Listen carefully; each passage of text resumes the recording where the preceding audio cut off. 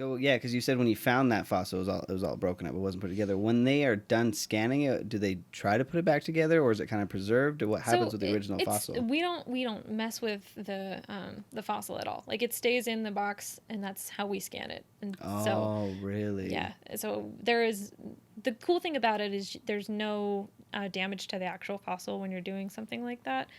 Some processes you actually have to take part of the bone and destroy it for research, Whoa. which it does sound like harsh saying that, but you learn so much Right. about things. So like they had a nano tyrannosaurus, quote unquote, that they did that on, and they realized, oh, this isn't nano tyrannosaurus. This is actually just a juvenile T-Rex.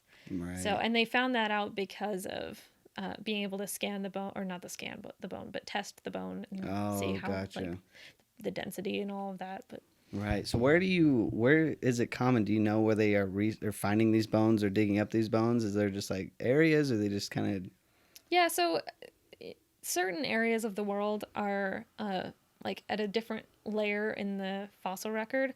So Idaho kind of sucks for dinosaurs. of? Oh, So that so sucks. so we have mammoths, which are pretty cool. So we're in the Pleistocene area usually around here, and then dinosaurs get covered up by the lava flow in craters of the moon. So we don't have a whole lot of that, but we have Eryctodromius, which we actually modeled. That was a whole thing. You can ask me about that one later. Right. But in Wyoming, they have the Morrison Formation. So that's where you find these guys. It's actually in correlation with the Supersaurus as well.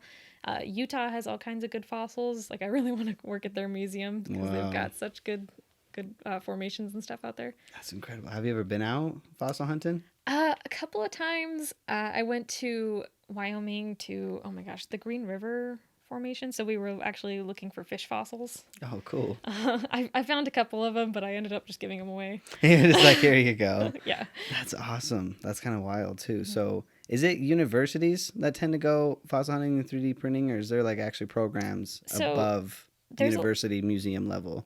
so it depends on where the land is. So if it's BLM land, then you have to have permits and talk to people to end up having to go out there and excavate stuff. But if it's on private land, you have to go through the landowner, or they could do it Right. themselves. So it's it's a real pain in the ass. It sounds like a pain in the Uh-huh. ass. It sounds like about to say it because it's like, I mean, this is history. So Yeah. I was wondering if there was like a kind of government restriction or something, because I feel like you'd pull that out and the government's like, we need that.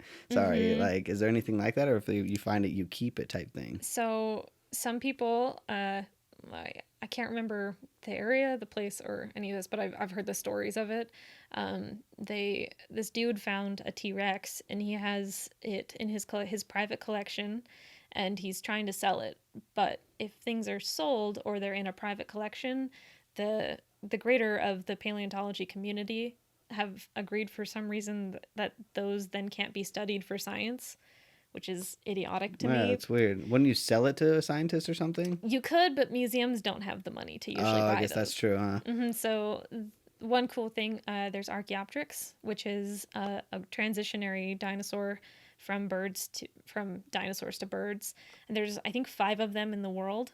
But this dude in Wyoming owns one of those, and Really? so he ended up letting his be on loan at this museum that I'm talking about, and so Mm. that's then available to science. Oh, hmm okay. So it's like that So process. if the person who owns the fossil is like just generous and willing to let that happen, then they will. But yeah, it's like it's crazy too because these like the fossils that are in museums are owned by the collective of everyone, and Mm, so therefore they should be available to everyone. But right. sometimes they're too fragile to be on display, or museums don't have the funding to actually do that. So that's where my job comes in. So we do 3D scanning of these things, and then we Right. make them available to the public. Okay. So then they're available for research and all of that.